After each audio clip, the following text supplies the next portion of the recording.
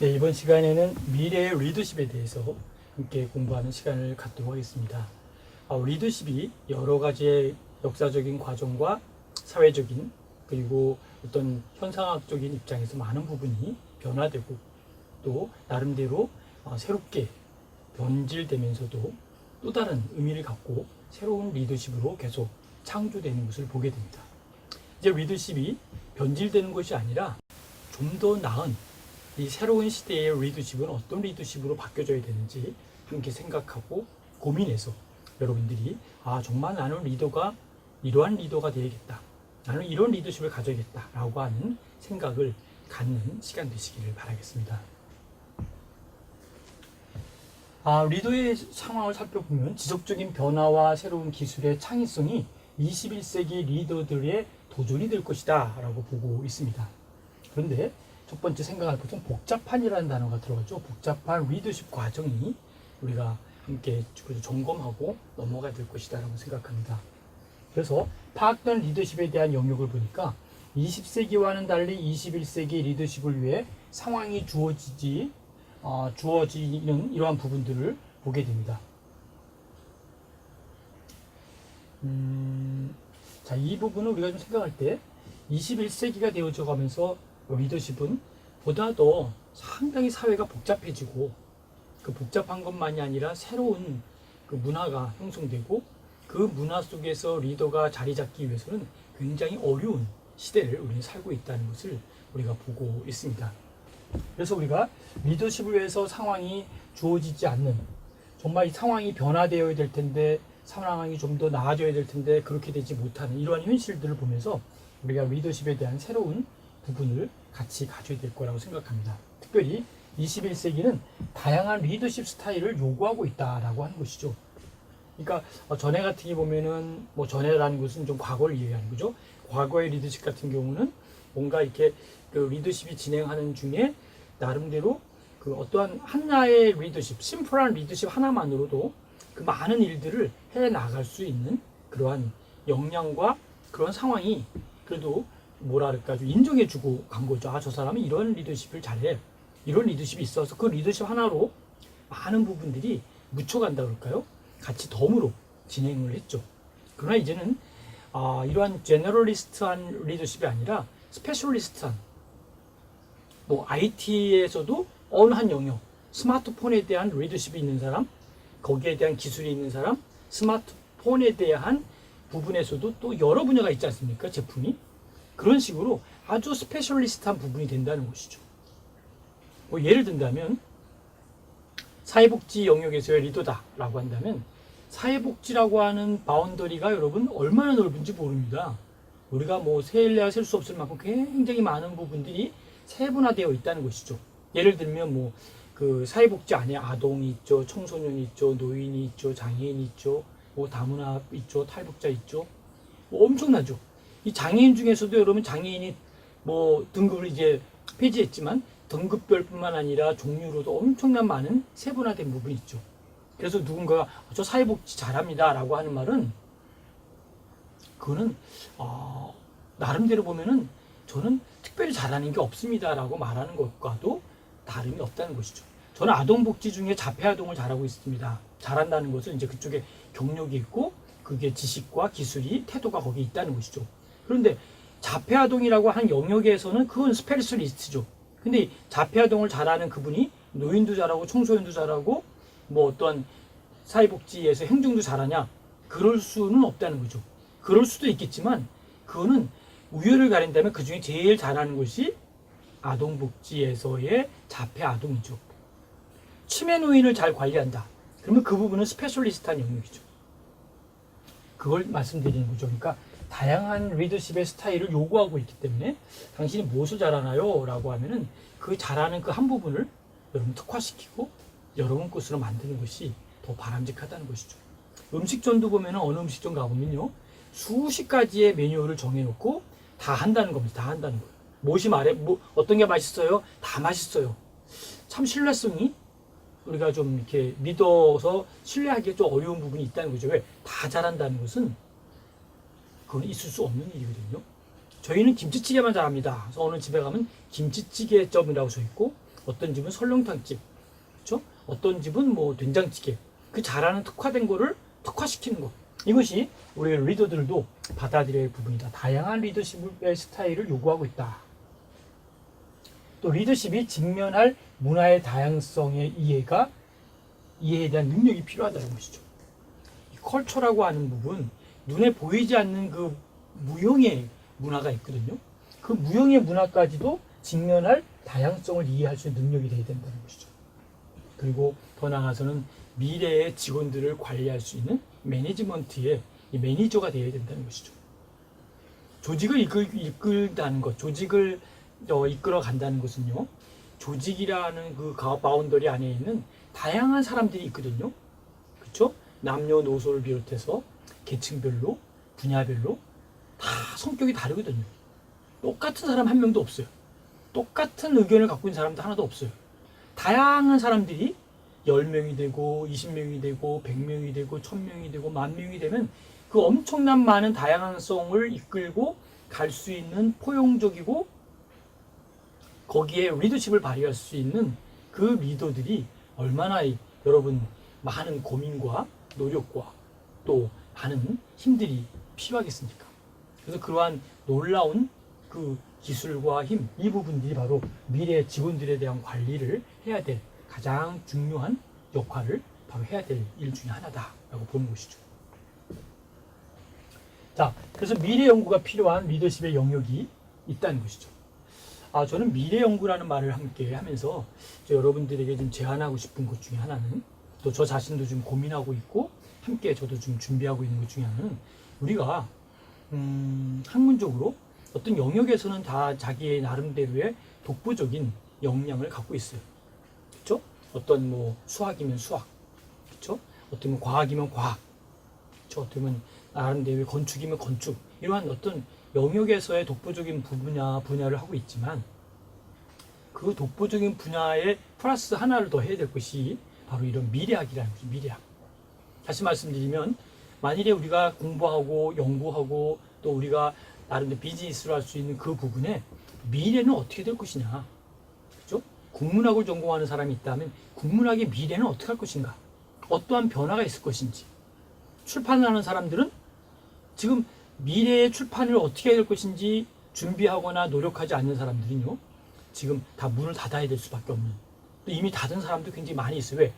이렇게 출판이 빠른 속도로 이렇게 나름대로 인쇄적인 문화가 책으로 된 문화가 될 거라고 생각 안 하고 그냥 종이로 찍어내는 것만이 출판이다라고 생각했던 사람들은 이제 상당한 위기와 좌절에 이미 빠져 있다는 것이죠. 뭐 예를 들면은 뭐 어떤 그 부분만이 음식의 문화도 그렇죠. 옛날에는 음식은 어땠습니까? 크게 뭐 이렇게 만들어 놓고 거기에 인테리어를 만들어 놓고 수백 명, 수천 명이 와가지고 수만 명이 와가지고 그것을 음식을 먹는 것이 바로 음식점으로서 해야 될 성공 사례로 보았죠.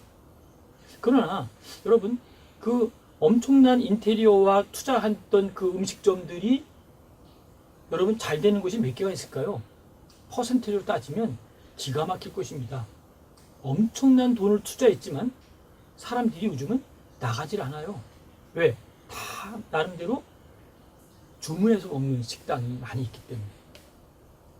그러면 여러분, 미래는 어떤 것이 더 바람직한 비즈니스가 되고 바람직한 교육이 될까요?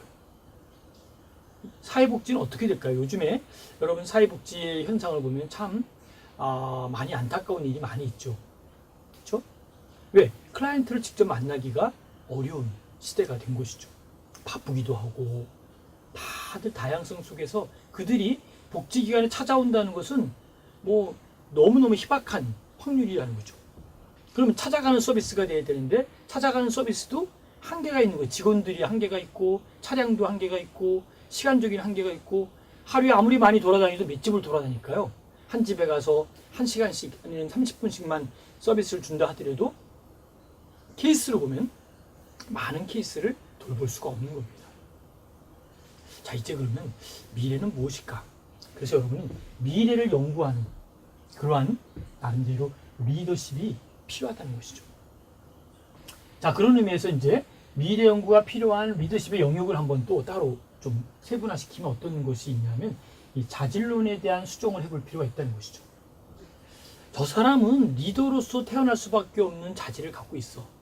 저 사람은 퀄리티 자체가 질적으로 정말 어떻게 보면 태생부터 리더로 태어난 사람이 있긴 하죠.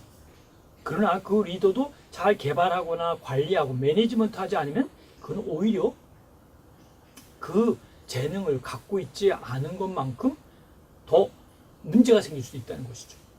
문제는 어떻게 매니지먼트 하느냐가 참 중요합니다.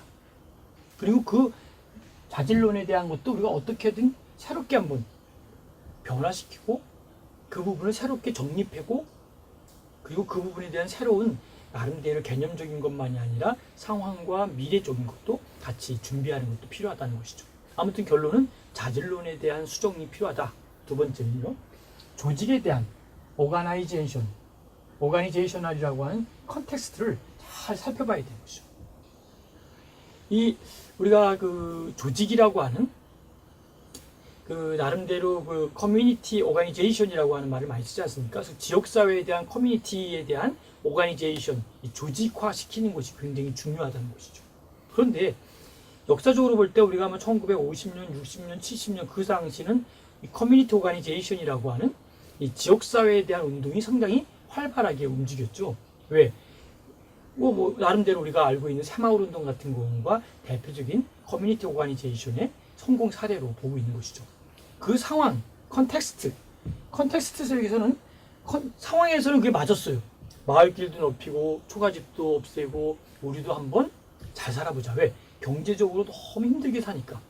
이 보릿고개라는 말이 나올 정도로 너무 힘들게 살고 어렵게 살다 보니까 눈에 보이거든요. 마을길도 좁으니까 넓혀보고, 그렇죠?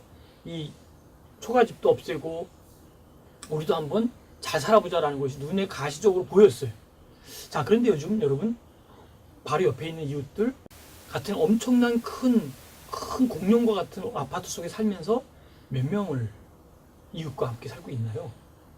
우리는 그 옆에 있는 사람들, 앞에 있는 사람들, 뒤에 있는 사람들, 위에 살고 있는 사람들 전혀 모르고 그냥 살고 있는 거예요. 아무러한 커뮤니티, 아무러한 어떤 그 오가니제이션을 만들어낼 수가 없다는 것이죠. 그런데 이 조직의 상황이 특히 우리가 몸담고 있는 조직, 여러분 큰 그 직장 빌딩을 가보면요, 수천 명이 점심시간에 쏟아져 나오고 수천 명이 출근길에 함께 출근하고 수만 명이 어때요? 출근과 퇴근과 식당가에서 붐비고 있습니다. 굉장히 많이 붐비고 있지만 마치 자기들 그룹의 셀 그룹 정도만 모이는 것이지 마치 모래알 사장처럼 다 분리되어 있는 것이죠. 자, 여러분이 몸담고 있는 하나의 조직을 한번 생각해 봅시다. 우리 조직이 얼만큼, 여기 말한 대로 조직의 상황이 얼만큼 우리가 오가나이징 되고 있는지, 조직화되고 있는지를 살펴보면 이 조직이 잘 똘똘 뭉쳐서 잘 움직이는 조직은요, 작지만 강한 파워풀한 영향력을 나타낼 수 있겠죠. 그러나 큰 조직인데도 불구하고 영향력을 못 나타내는 조직이 있을까요, 없을까요? 있습니다. 굉장히 방대한데 다 분절되어 있는 거예요. 유기적인 관계가 되어 있어야 되는데 마치 몸이 지금 유기적인 관계가 되어 있으니까 손도 펼 수 있고 손으로 이야기할 수도 있고 얼굴과 손과 이것이 머리와 손과 얼굴이 다 유기적으로 되어 있는 거예요. 그러다 보니까 이게 움직일 수 있는 것인데 머리는 머리대로 움직이고, 그렇죠? 눈은 눈대로 움직이고, 이 손은 손대로 움직이고, 자기 멋대로 움직인다면 그거는 질서가 아니고, 그렇죠? 이거는 리더십이 아니고, 이거는 무질서와 공허함과 황폐함으로 이룰 수밖에 없다는 것이죠. 그러니까 우리가 크게 만든다, 큰 조직이 좋다, 좋긴 하겠죠. 그러나 아무리 큰 조직이라 할지라도 그 조직에 조직화가 되어 있지 않고 시스템이 안 되어 있다면 이건 그 문제가 될 수 있다는 것이죠. 또 하나 생각할 것이 있죠. 미래 연구해야 될 것은 인구 구성의 변화입니다. 이제 여러분 옛날 같은 경우는 피라미드식으로 어른들이 몇 명 안 되고 점점 해가지고 아이들이 가장 많은 시대를 살고 있었죠. 그러나 어때요? 요즘은 옆피라미드입니다. 옆피라미드. 그렇죠? 고령층이 너무 많고 아동수가 점점 줄어들어요. 그러면 앞으로 미래는 어떻게 될까요? 노인들이 굉장히 많죠. 그렇죠? 그리고 점점 아이들이 줄어드는 거예요. 그러면 이 사회는 이제 누구 중심일까요? 노인 중심으로 움직일 수밖에 없는데, 노인이라고 하는 고령화된 사회, 더 나아가서 초고령화된 사회가 움직일 때 우리는 무엇을 봐야 될까요? 우리의 마켓을 봐야 되죠. 마켓. 우리의 마켓이 뭘까요? 우리의 시장입니다. 우리의 시장의 대상들이 지금 노인들이 많아지고 있다는 것을 보면서 저 노인분들을 위한 우리가 해야 될 역할이 무엇인지, 그렇죠? 우리가 저들을 위한 리더십을 발휘할 수 있는 것이 어떤 리더십을 발휘해 드려야 될 것인지, 이 부분에 포커싱이 돼서 많이 그들을 연구하고 분석해야 돼요. 연구 분석한다, 이게 뭘까요? 그들이 필요한 부분이 무엇인지, 그들의 니즈가 무엇인지. 니즈라고 하는 것은 말씀드린 대로 하나가 아니기 때문에 S자를 붙여서 니즈, 그들의 욕구가 무엇인지를 살펴봐야 돼요. 더 나아가서는 그들의 원츠가 무엇인지를 찾아봐야 돼요. 니즈라고 하는 건 그냥 배고픈 거예요. 근데 원츠라고 하는 건 뭘까요? 그 사람들이 조금 더 구체적인, 그냥 배가 고픈데 그들이 갖고 있는 역량이 어떤 것들을 좀 그들이 추구하고 있는지, 더 추구하는 것이죠. 그들이 요구하는 게 무엇인지, 디맨드. 그러니까 단계가 니즈와 원츠와 디맨드로 올라갑니다. 디맨드라고 하는 단어에 들어가서는 그들이 here and now에 갖고 있는 지금의 뭘까요? 그렇죠. 그들이 10,000원밖에 갖고 있지 않아요. 그럼 10,000원을 갖고 그들이 쓸 수 있는 역할이 정리가 돼 있지 않습니까? 10,000원을 쓸 수 있는 것은 한계가 있어요. 100,000원밖에 안 갖고 있어요. 100,000원을 쓸 수 있는 한계가 있다는 것이죠. 그 디맨드를 보고 연구하고 그들이 뭘 원하는지를 알고 그들의 결핍이 무엇인지를 알고 니즈와 원추와 디맨드를 가만히 보면서 분석하면 이제 그때 뭐가 나올까요? 아, 마케팅은 여기를 해야겠구나.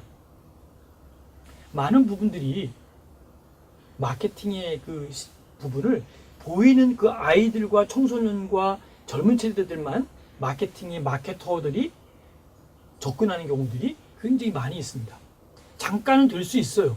그러나 생각해 보실까요? 마케팅 플러스 뭐가 들어갈까요?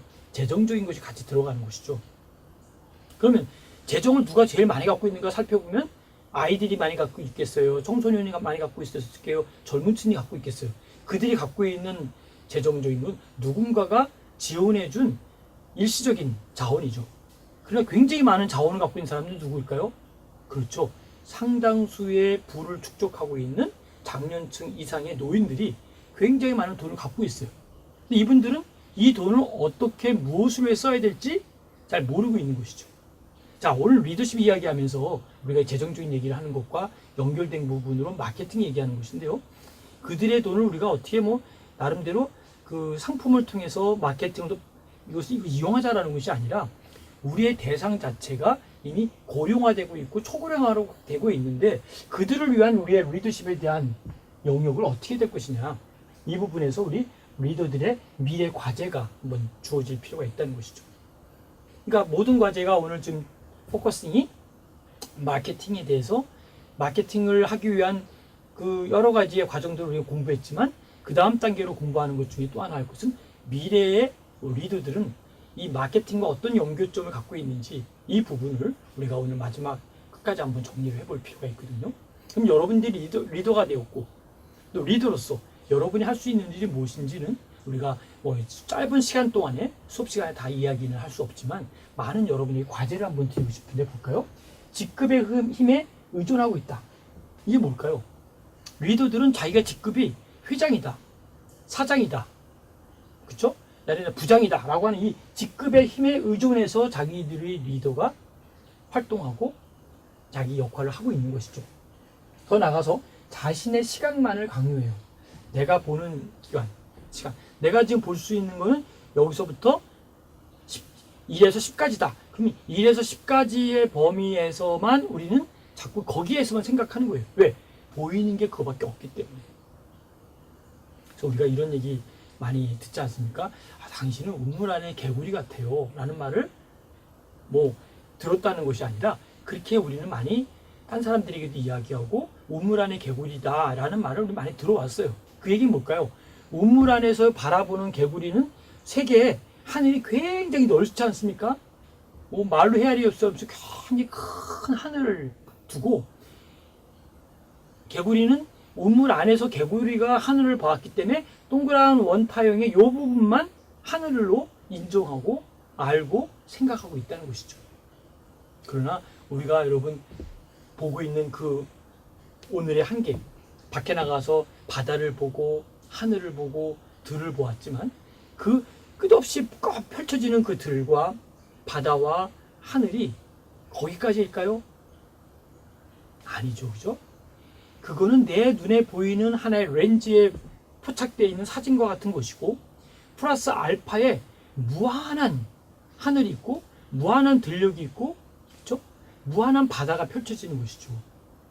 그러면 지금 말씀드린 대로 자신의 시각만을 강요할 것이 아니라 내 시각은 여기까지지만 그 다음의 시각은 말로 형용할 수 없는 엄청난 현상이 펼쳐지고 있기 때문에 그 다음의 세계가 더 중요하다는 것이죠.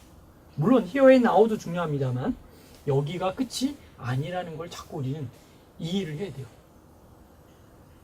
우리가 타임도 보면요, 내가 여기까지 살겠다 그렇게 딱 정해놓고 사는 사람도 있겠습니다만, 우리 많은 사람들은 나는 오랫동안 그 한계가 언제까지인지 모르지만 오래까지 살 거라고 막연히 추측합니다. 나는 뭐 적어도 90까지 살 수 있을 거야, 나는 80까지 살 수 있을 거야, 나는 100세까지 살 수 있을 거야 라고 하지만 100세까지라는 것도요 잠깐이 옵니다. 90도, 80도, 70도. 그럼 무슨 뜻일까요? 우리가 생각하는 우리의 생각과 우리의 나름대로 그 말할 수 있는, 생각할 수 있는, 행동할 수 있는 그러한 ing 형태가 어느 순간에 멈추기 시작하는 것이죠. 말하는 것도 멈추고, 그렇죠? 생각하는 것도 멈추게 되고, 느끼는 것도 멈추게 되고, 움직이는 것도 멈추게 됩니다. 그러면 이 feeling과 thinking과 behaving이라는 것이 멈추기 시작하고 멈춰서 딱 멈추면 그것이 우리는 죽음이다 라고 이야기하는 것이죠. 언제까지 무한적으로 ing형으로 된다는 것은 있을 수 없는 일이고, 그것은 우리 인간의 경지에 바로 인간만이 갖고 있는 하나의 한계 상황이라는 것이죠. 우리는 아무리 뭔가를 늘리려고 하더라도 우리의 시간은 정해져 있는, 우리가 그 시간을 모르지만 정해져 있거든요. 근데 이 ing 붙어 있는 feeling, thinking, behaving 말고 마케팅은 끊임없이 ing가 붙어 있어요. 마켓으로 끝나는 게 아니라 플러스 ing. 그러면 다시 여러분으로 돌아와서 내 자신이 마켓이라고 생각해 봅시다. 마켓이 그대로 있으면 마켓은 얼마 가지 않아서 그 마켓은 먼지가 쌓이고 손님이 끊기고 고객이 가지 않고 물건이 진열되지 않고 물건을 사러 오는 사람도 없고 물건을 판매하지도 안 하고, 그러면 그 마켓은 이제 폐업 조치를 하고 문을 닫아야 돼요.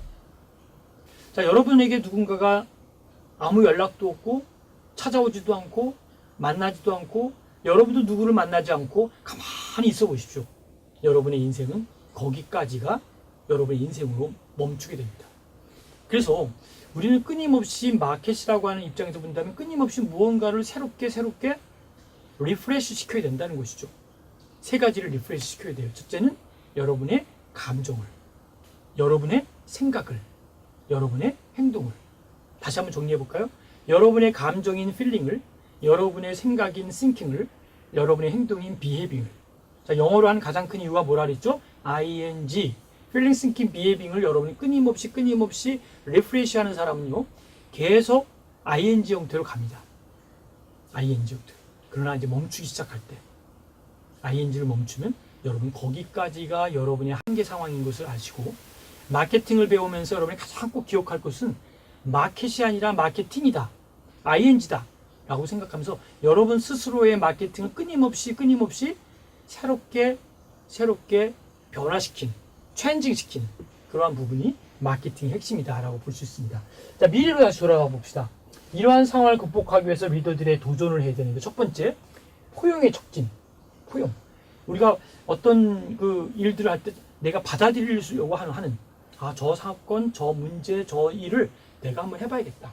포용의 촉진. 지속 가능성을 확보하는 거. 여러분, 뭐든지 지속하지 않으면, 멈추게 되면 이제 더 이상 성장하지 못하는 것이죠. 성장이 멈추면 기형이 됩니다. 기형. 성장하다가 이제 더 성장하는 것이 어느 정도 바운더리가 되면 어떨까요? 이제 성장을 성숙으로 바뀌어요. 성숙. 물론 성숙하면서 우리는 어떤 자연적인 입지의 어떤 뭐라 그럴까요? 어떤 그 성장만 생각할 것이 아니라 나름대로 우리가 생각하는 인간만이 갖고 있는 그런 모습 있죠. 어떤 뭐 광고 카피해 보니까 이런 것이 있더라고요. 나이가 든다는 것은 그냥 나이가 드는 게 아니라 나이가 드는 것은 성숙해지는 것이다 라는 메시지를 듣고 상당히 공감을 했습니다. 어떤 분들은 나이가 들어가면서 삶 고상하고 성숙되어져 가고 많은 사람에게 베풀어 주는 분들이 있습니다. 그래서 그분이 큰 나무가 되어서 그 고목에 엄청난 큰 나무가 있으면요, 거기에 뭐가 올까요? 새들이 날아옵니다. 그리고 거기에 집도 짓고 거기에 많은 이 자연의 속에서 보면요, 큰 나무 밑에는 굉장히 많은 쉼터가 있고 그 나무는 크면 클수록 많은 사람들에게 그늘을 주고 산소를 주고 생명을 줍니다. 왜? 나무에서 나오는 많은 과일도 주고 영양분도 나누어 줄 수 있고 거기서 오는 수없이 많은 부분들을 나누어 줄 수 있죠.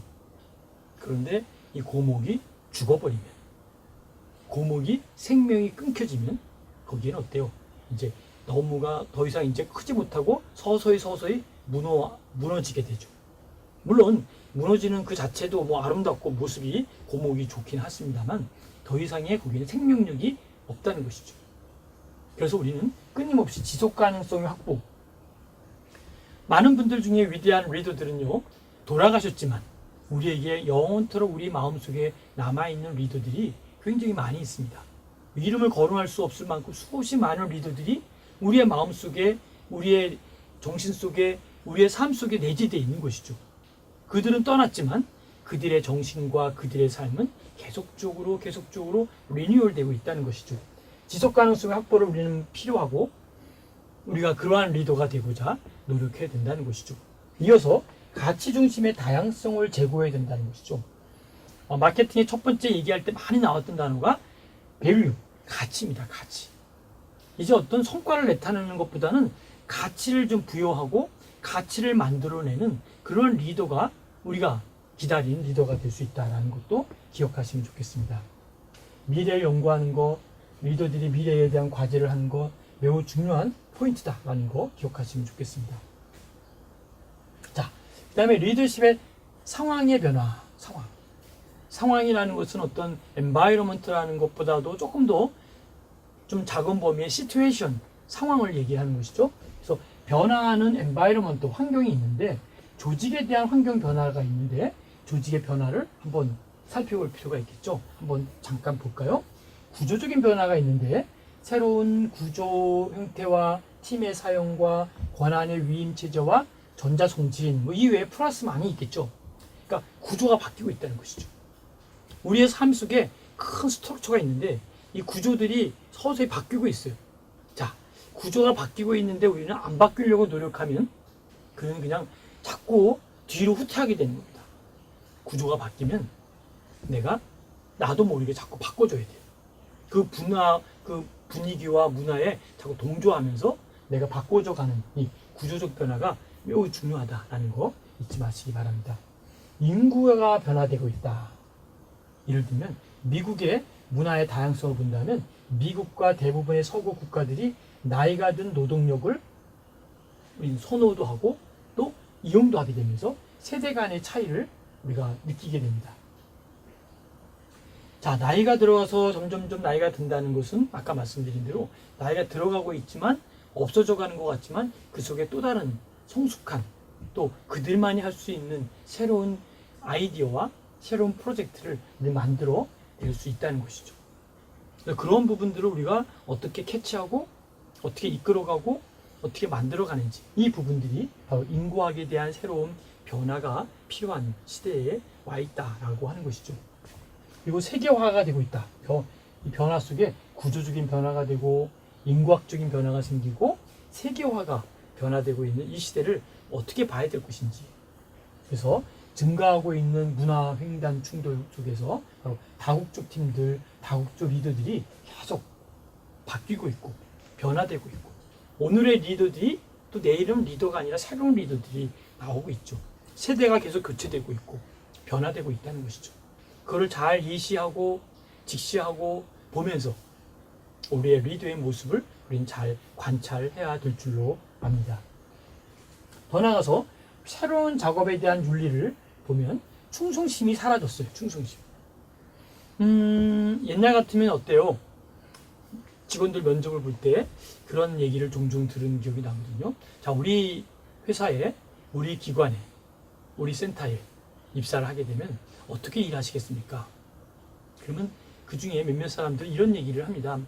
저는 이 기관에, 이 회사에, 이 조직에 뼈를 묻겠습니다. 뼈를 묻겠습니다. 이거 뭘까요? 죽도록 충성하겠다라는 말을 하거든요.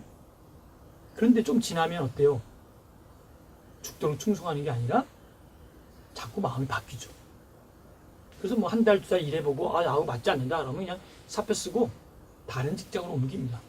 그 직장에서 좀 일하다가 또 마음에 안 들면 또 옮겨요. 그래도 마음에 안 들면 그냥 혼자 스스로 창업을 시작을 하는 경우도 종종 있습니다.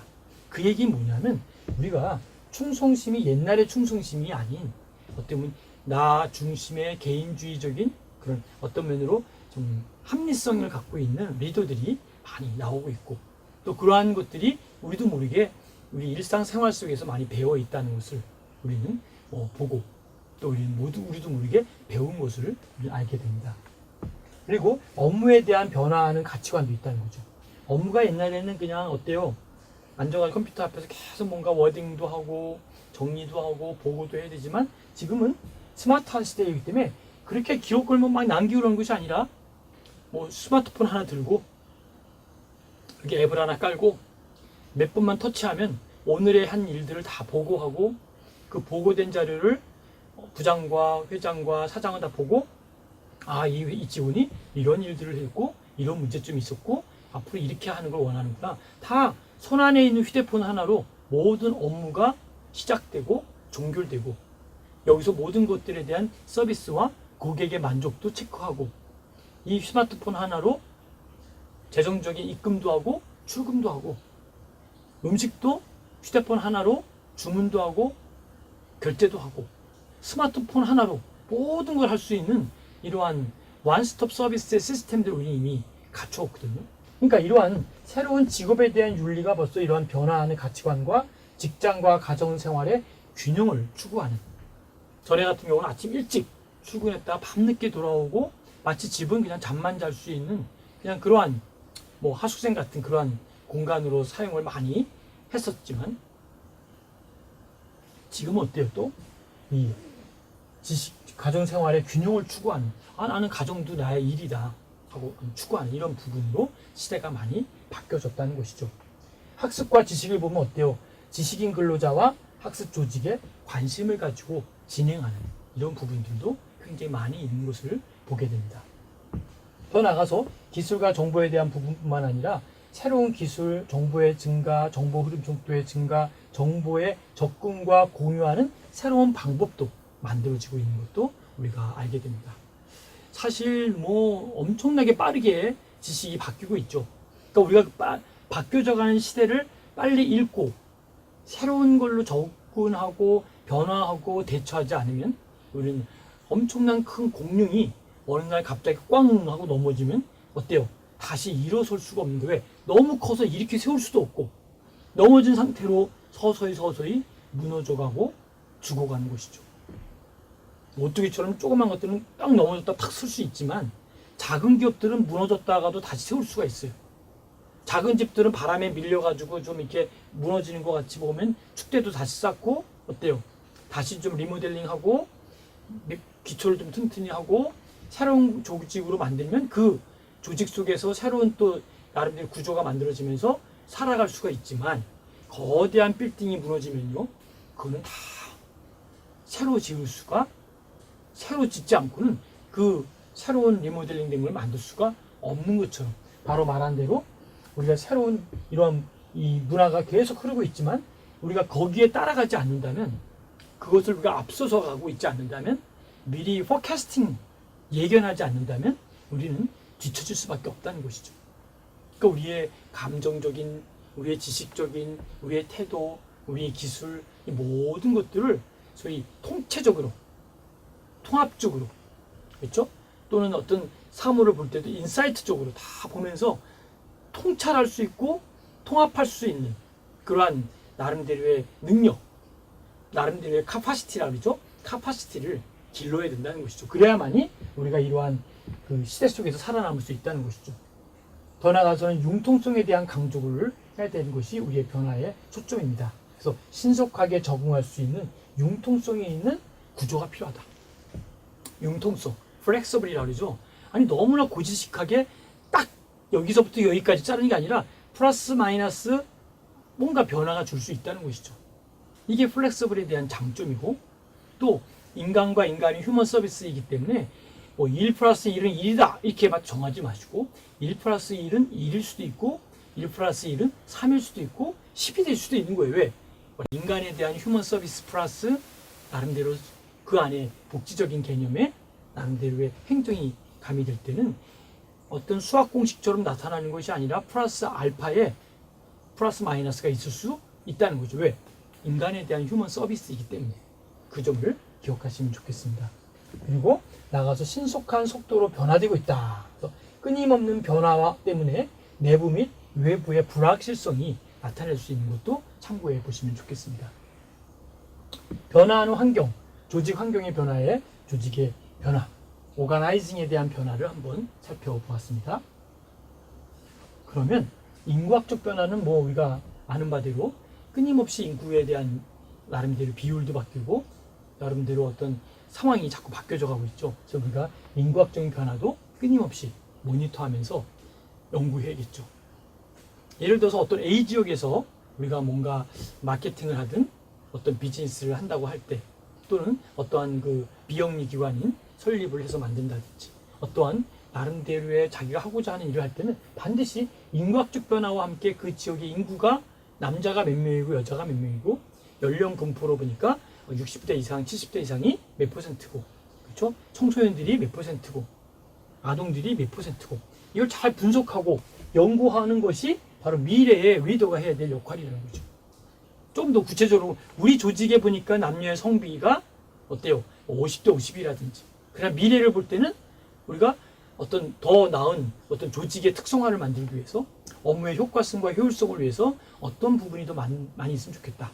연령대를 보니까 우리가 너무나 다 50대 이상의 고령자들만 있다면 새로운 페이스, 뉴 페이스를 좀 영입을 해서 이 각 대학을 졸업한 젊은 층들을 대거 영입하면서 한다든지, 아니면 피라미식으로 나이를 점점 계층화 시켜가지고 직원을 뽑는다든지, 나름대로의 인구학적 변화를 연구하는 것도 필요하다라고 보는 것이죠. 변화의 관리를 본다면 사람과 시장, 환경도 항상 유동적이라는 것이죠. 사람은 말할 것도 없고 시장과 환경도 끊임없이 여러분 이 엔바이러먼트와 시츄에이션이 끊임없이 바뀌고 있어요.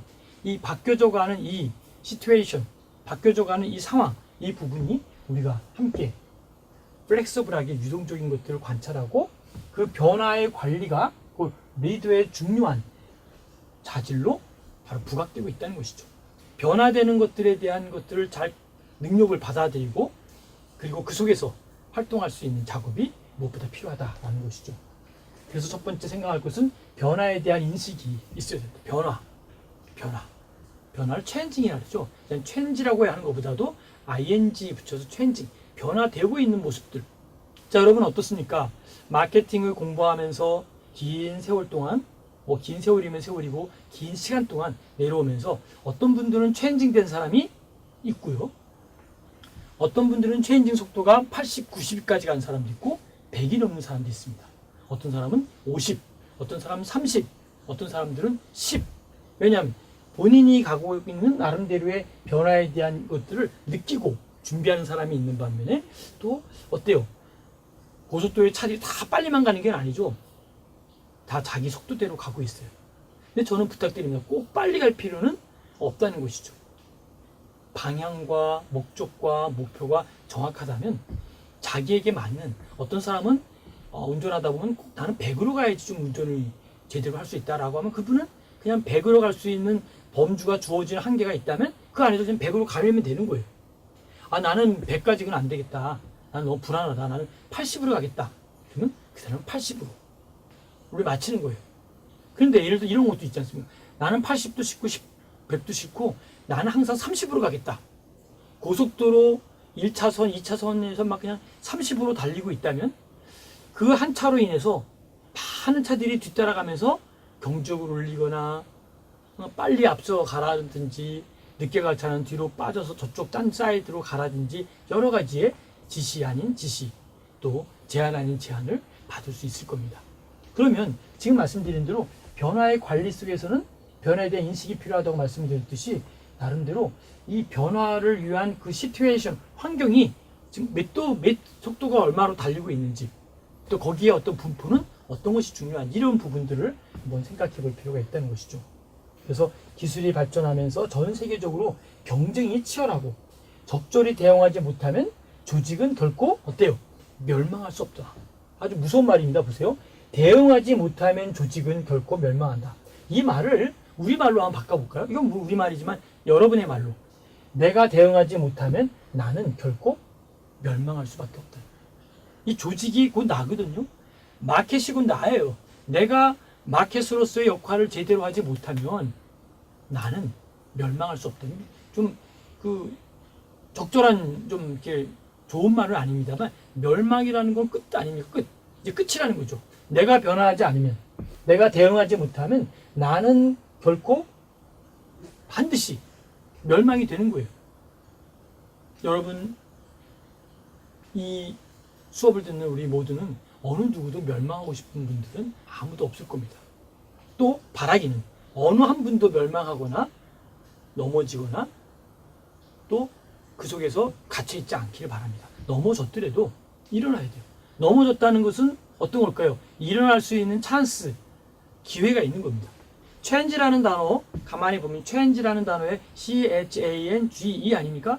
거기다 change 대신에 c를 넣으면 찬스가 돼요. 찬스. 변화는 곧 찬스를 갖고 오게 됩니다. 여러분이 잘 변화하게 되면요, 어느 순간에 누군가에 의해서 여러분 찬스가 옵니다.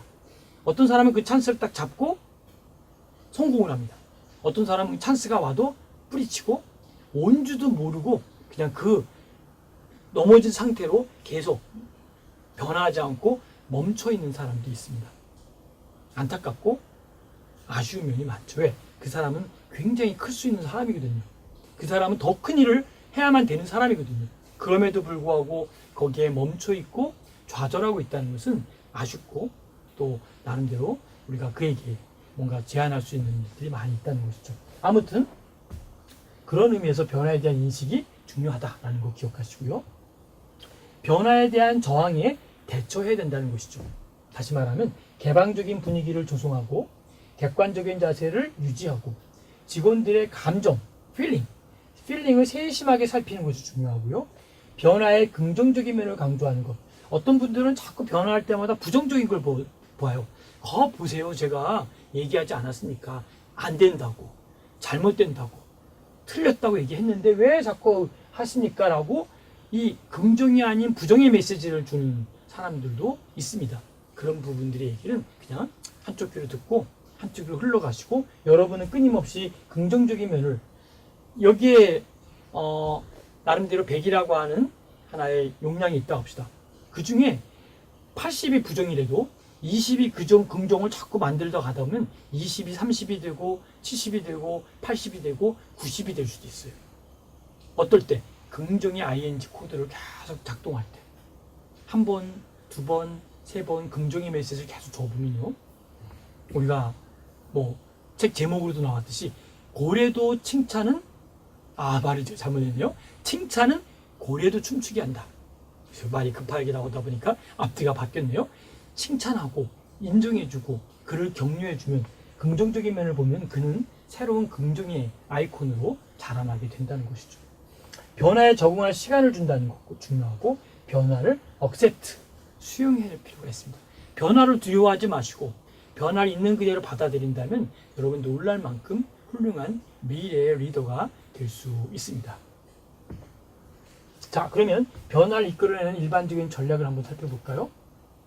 가능성과 발생이 있고 참여적인 전략, 초월적인 전략, 강제적인 전략, 말하기 전략이 있습니다.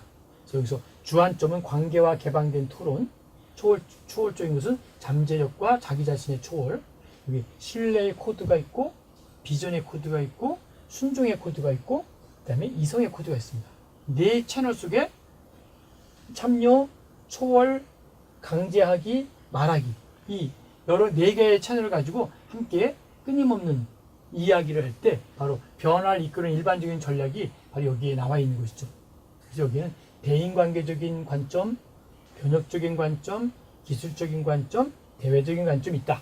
이걸 한번 여러분들이 한번 천천히 읽으면서 시스템의 유지를 하기 위해서 구조와 통제를 위해서 이게 굉장히 여러 가지를 입체적으로 만들어 놓는 거라 한 번 봐서는 안 되고 여러 번 읽어보고 이런 대인과 시스템 유지 속에서 여기에 신뢰 속에서는 이런 영역이구나, 비전은 이런 영역이구나, 이렇게 볼 수 있도록 여러분이 참고하시면 좋겠습니다.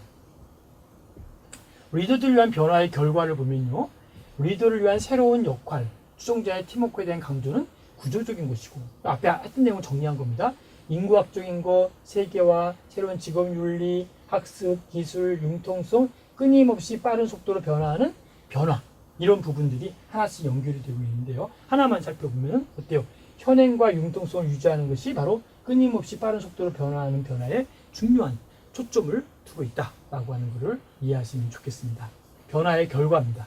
변화는 이쪽에 있고 여기에 따른 리더십에 대한 결과가 만들어져 가고 있다는 것, 굉장히 많은 부분이 제한되고 있죠. 그래서 여러분들이 이 구조적인 것부터 하나씩 읽어보시면 좋겠다라고 제안해서 표를 한번 넣어놨습니다. 자, 그럼 마지막 우리 바람직한 미래 리더십에 대한 기대를 살펴보겠습니다. 미래 리더십의 조건은 미래 리더들은 내부와 내부의 이해 관련자들을 위한 서비스 정신을 가져야만 리더십을 유지할 수 있다라는 것을 기억하시고요. 더 나아가서 미래 리더들은 국제적인 관점과 문화적 요소들의 예리한 지각을 가져야 된다는 것. 또 미래 리더들은 조직들이 통합된 관점에서 어떻게 가능한지를 이해하지 않으면 안 된다라는 것도 기억하시고요. 미래 리더들은 융통적이어야 되고 새로운 경험에 개방적이어야 하고 그리고 변화를 환영하고 관리해야 된다라는 것 굉장히 중요합니다. 변화를 환영해야 되고 관리, 변화가 되면은 막 그걸 거부하는 것이 아니라 환영하고 억셉트해야 된다는 것이죠. 그리고 미래 리더들은 조직을 이끌어 나가는 데 필요한 많은 기술과 도구를 습득하기 위하여 지속적인, 핵심이죠. 지속적인 학습과 훈련과 그리고 연마에 헌신하여야 된다. 이 부분이 리더가 가져야 될 가장 중요한 덕목 중에 하나다라고 볼 수 있습니다. 21세기 리더의 모형이 있습니다. 현재와 미래. 굉장히 중요하지만 여러분 하나하나 좀 살펴보시되 꼭 미래는 어떻게 나가야 될 것인지 이 부분보다도 이쪽을 한번 모형을 보시면 좋겠습니다. 그래서 여기 보니까 독특성, 차별성, 역량, 미래의 포캐스팅, 예견, 미래를 창조하는 것, 수평적인 것, 여기에 키워드들이 좋은 말이 많습니다. 리더는 코치이며 학습 조직을 만들고 이 부분들은 이제 우리가 앞에 된 부분을 종합한 내용이기 때문에 이 박스를 잘 공유해서 공부하시면 좋으리라 생각을 합니다. 자, 그래서 미래 성공적인 리더들 앞에 놓인 임무는 무엇인가? 첫 번째, 고무적인 사명을 설정하라. 뭔가 좀 나름대로 고무적이고 자기가 갖고 있는 미션을 잘 설정하는 것이 중요하고요. 미션이라고 하는 이 미션 이후에 이익을 추구하라. 미션을 이루고 미션을 된 다음에는 반드시 또 이익에 대한 가치적인 부분도 있고 경제적인 것들도 있겠고 그렇지만 그거를 추구하는 것도 우리가 미래 성공적 리더들이 해야 될, 또 재정적인 서포트가 있어야만이 또 다른 투자를 할 수 있고 새로운 영역에 많은 사람에게 나눠줄 수 있지 않습니까? 여러분이 기업을 하거나 조직을 하는데 수입이 창출되어야만이 직원들 월급도 주고 더 직원을 채용해서 일자리 창출을 할 수 있다라는 뜻이죠. 그러니까 너무 돈을 버는 것에 대해서 너무 부정적으로 보는 사람들도 이건 잘못된 거라고 생각합니다. 돈을 벌어서 우리는 많은 새로운 사업에 투자하고 그 일을 통하여 또 다른 일자리를 만들고 또 다른 사업을 하고 하는 그러한 것이기 때문에 우리는 이익을 추구하는 것도 필요하고 그다음에 공정하게 보상하는 것도 당연히 필요하죠. 그리고 의욕에 대한 저해 요소와 난간을 제거하는 것도 필요하다는 것이죠. 그렇죠? 그다음에 자신을 높이려 하지 말고 섬겨라. 내가 자꾸 높아지려는 것이 아니라 자꾸 주변 사람을 섬기는 것. 이것이 리더가 가져야 될 중요한 덕목입니다. 그리고 조직의 인화를 위해 노력하라. 나보다도 조직이 더 아름답고 더 훌륭해지도록 노력하는 이 부분이 매우 중요한 요소가 될 수 있다라는 것도 꼭 기억하시기 바랍니다. 신세대의 노동력의 이해를 보면요. 신세대 노동자에 대한 이해가 필요한데 신세대 노동자들의 특징도 필요하고 유능한 직원 유지에 주목해야 되고 지식만이 살 길이다. 팀워크의 새로운 경향, 변화에 따라 자신의 목표를 업그레이드하고 특히 연장자를 존중하는 것도 매우 중요한 포인트고요. 노동력의 다양성도 매우 중요한 것인데 바로 이러한 신세대 노동력에서 우리가 생각하는 새로운 아이템도 찾고 준비도 하고 노력도 하는 이 부분이 매우 중요한데 특별히 이 노동력이 다양하다라는 것 그래서 뭐 여러 가지 우리가 획일화된 것이 아니라 다양한 것 특히 연장자를 존중하라는 것은 우리가 그 한 시에도 나오지만 한 사람이 내게로 온다는 것은 그 사람이 과거와 현재와 미래가 나에게 오는 거거든요. 우리 조직에 어떤 사람이 들어왔다. 이게 한 사람이 들어온 게 아니라는 거죠. 그 사람의 과거와 현재와 미래가 함께 들어와 있다는 것도 꼭 기억하시면 좋겠습니다. 그리고 신세대 전문가들이 미래 글로벌 리더에게 바라는 것이 무엇인지 볼까요? 그들의 열정을 북돋아 주어야 되고 그들의 능력을 개발해라. 그들의 시간을 소중히 대하고 그들의 네트워크를 구축하고 그들의 꿈을 지원하고 그들의 기여를 확장시키는 것. 이것이 바로 글로벌 리더에게 바라는 것이라는 것도 꼭 기억하시기 바랍니다. 자, 여러분 긴 시간 동안 리더에 대한 미래의 리더를 한번 공부했는데요. 우리가 정말 미래의 리더가 된다는 것은 결코 쉬운 것은 아니다라는 것을 아마 여러분이 생각하고 기억하시리라 생각합니다. 다음 시간에 다시 리더에 대해서 우리가 총 미래의 리더는 어떻게 준비하고 나아가야 될 것인지 함께 배우는 시간을 갖도록 하겠습니다. 수고하셨습니다.